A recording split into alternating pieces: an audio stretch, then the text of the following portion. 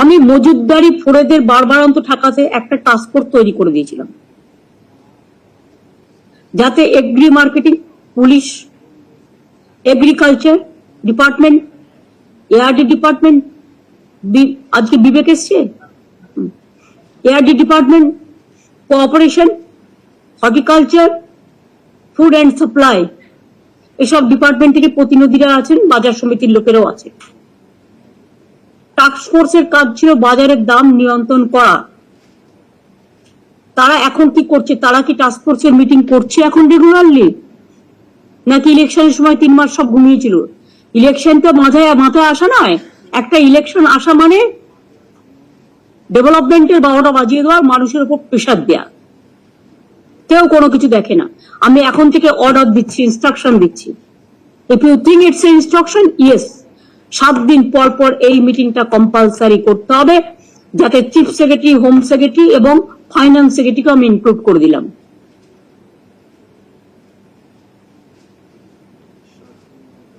পুলিশের ডিজিও যেমন থাকবে, এডিজি ল অ্যান্ড অর্ডার থাকবে, কমিশনার গুলো থাকবে, কলকাতা পুলিশও থাকবে,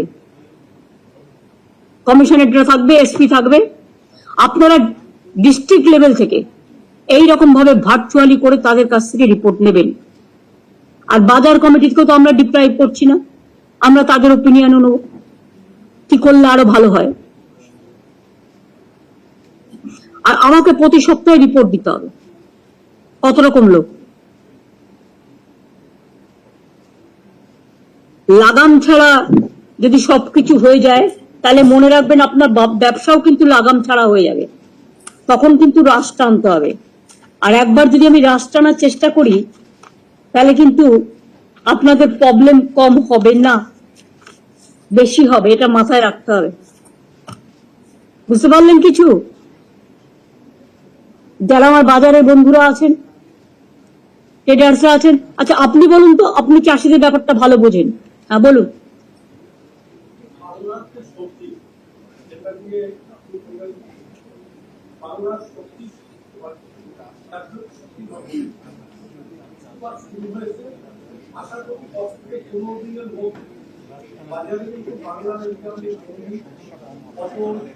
আমি আপনাকে বলছি উইদিন 10 ডেজ দামগুলো কমাতে হবে।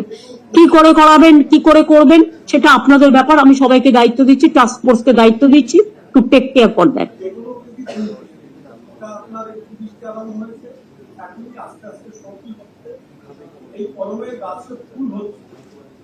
তাই আমি তো রোজ ডালা করে এক ডালি করে ফুল নিয়ে আমি ঠাকুরকে দিই।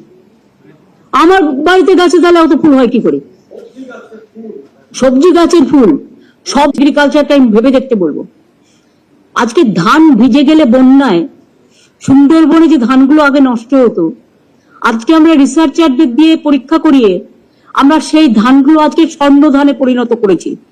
ফলে আমার সুন্দরবনের ধানটা, বা যেগুলো দীঘা বা মেদিনীপুর বা কন্টাই এদিক দিয়ে বা ওদিকে সুন্দরবন এলাকায় যে ধানগুলো নষ্ট হতো, আজ কিন্তু ধানগুলো নষ্ট হয় না, কারণ সেই ধানটা আমরা বিক্রি করি, চাষিদের লাভ হয়।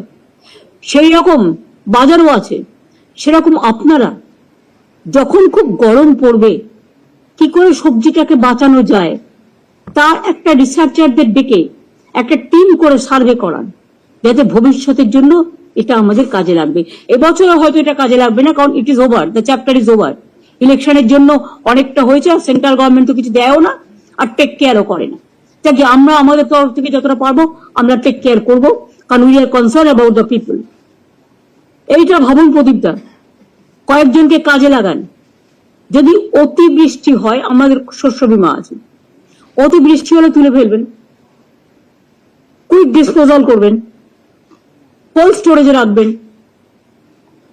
যেমন পেঁয়াজের কোল্ড স্টোরেজ আছে, আলুর আছে, সেরকম শস্যের জন্য আমি হর্টিকালচারকে বলবো, সুব্রত আছে এখানে। আমি যেটা বলছি, সবজি থেকে শুরু করে, পটল থেকে শুরু করে, বেগুন থেকে শুরু করে, এদের জন্য কিন্তু কোল্ড স্টোরেজ করতে হবে, যেখানে সবকিছু রাখা যাবে, মানে সাইড, হ্যাঁ, মাল্টিপারপাস।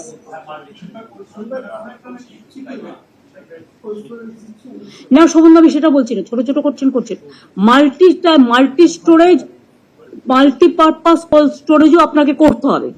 সেরকম হলে স্পিডি তুলে নিয়ে সেখানে রাখবেন, চাষিদের ন্যায্য দাম যাতে তারা পেতে পারে, আর আমিও মার্কেটে বাজারটা দিতে পারি। এটা হর্টিকালচার ডিপার্টমেন্টের কাজ। Take care শোভনদা। আর অতি গরমে যদি সবজি না ফলে সেখানে what is the procedure, how do we do it?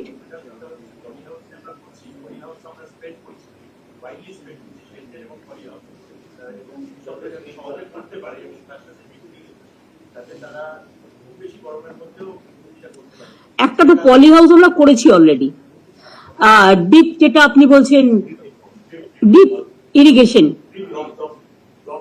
করে জল দেওয়া, এগুলো তো জল ধরোটাকে কাজে লাগিয়ে জল ভরো এখানে কে দেখে?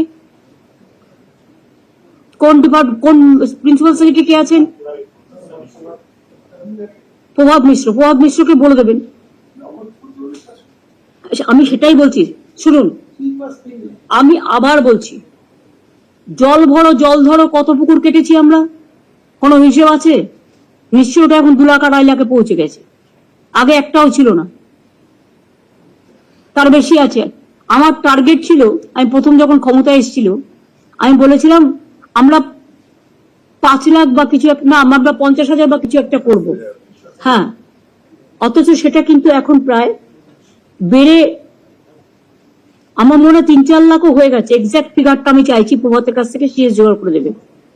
5-এর ওপর যদি হয়ে গিয়ে থাকে, তাহলে জল ধরো তো গ্রামের কাছে কাছে, প্রত্যেকটা জেলায় জল ধরো। বেশি জল হলে ওই জলটা তারা না ধরে রাখে, ফলে বন্যা থেকে অনেকটা বাঁচায়। আমি একটা উদাহরণ দিচ্ছি, দেখুন আমি উদয়নারায়ণপুরে বন্যায় প্রতি বছর গিয়েছি। উদয়নারায়ণপুর আনতে অরূপরা জানি, পুলকরা জানি। আমি আগে দেখতাম ডিবিসির জালে যে জায়গাগুলো ভেসে যেত, গতবার তার আগের বারে যখন আমি গেলাম আমাকে পুলকরা বোঝালো, রাজারা বোঝালো যে দিদি দেখো আগে কিন্তু জল যত পর্যন্ত আসতো এখন কিন্তু জলটা তার থেকে 1 কিলোমিটার কমে আসে। তার কারণটা হচ্ছে আমরা যে চেক ড্যাম করেছি, আমরা যে জল ধরো করেছি, তাতে জলটা চলে যাচ্ছে, অ্যাবজর্ব করে নিচ্ছে। এবং এই জল ধরোতে আমাদের মৎস্যের কাজেও লাগছে। আর ফিশারি ডিপার্টমেন্ট দেখার মনে হয় লোক নেই ভালো। ফিশ তৈরি কি হচ্ছে, ডিমে যেমন আমরা সেলফ সাফিসিয়েন্ট হয়ে যাচ্ছি ডিসেম্বরে, এটা একটা বড় কাজ করেছে বিবে। ফিশারিটা কি করেছে? আমি যে মাছ, একটা বড় মাছ তৈরি করতে 2 বছর লাগে, আমি 70টা অ্যাগ্রো যে পন্ড আছে, না আমি করেছিলাম, তাতে আমি বাড়াচ্ছিলাম, সেগুলোর কি খবর? কোনো খবর আছে? ময়না মডেলও করা হয়েছিল, তাতে কিছু খেয়ে নিচ্ছে না, রেখে দিয়ে মাছগুলো বড় করছে।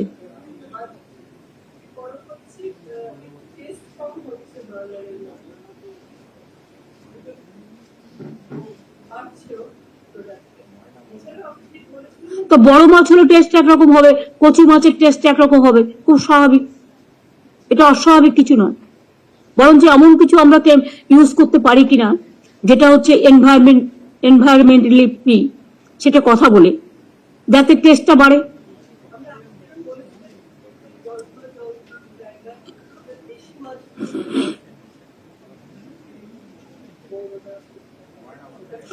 আমাদের বৌরলা পুটি টুটি এগুলো লোকে বেশি খায়। আচ্ছা, এত জল ভরো যদি এত পুকুর কাটা হয়ে থাকে, তা সেখানে প্রত্যেকটা জায়গায় যদি আমরা চাষ করি, শোনো মাছের চাষের প্রবলেম কি মাছের চারার জানো? ছাড়বে 100, দাম নেবে 5 লাখে। কেউ এতে খুব ইনকাম করবে খাবো বলে, এটা যেন একটা খাওয়ার জায়গা হয়ে গেছে। এই জায়গাটাকে বন্ধ করতে হবে।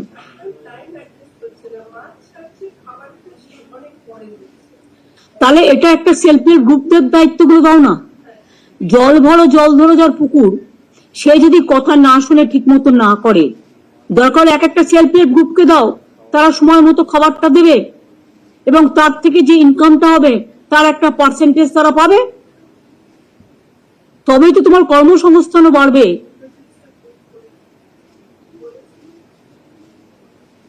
কিন্তু আরেকটু তোমাদের নজর দিতে হবে।